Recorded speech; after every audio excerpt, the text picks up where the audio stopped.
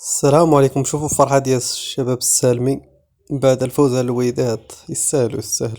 شو الأخطاء الكارثية هنا؟ الهوني يدير خطأ كارثي بسببه كيسجل الخلوي لاعب الجيش الملكي السابق الهدف الأول للفريق.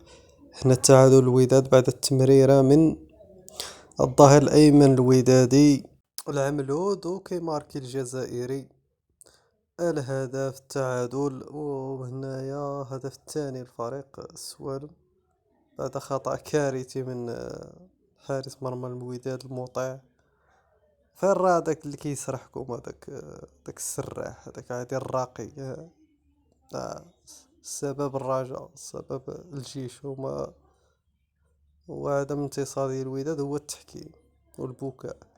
دابا سمو هذا التحكيم ثلاثية من عند السوالم وقول سير خرج دابا قول لهم التحكيم كيصرح الجماهير هذاك مكارف كرة القدم لا والو كيقابل غير الفرق الأخرى وكيبدا ليهم بالسفرسح طاق طاق طاق طاق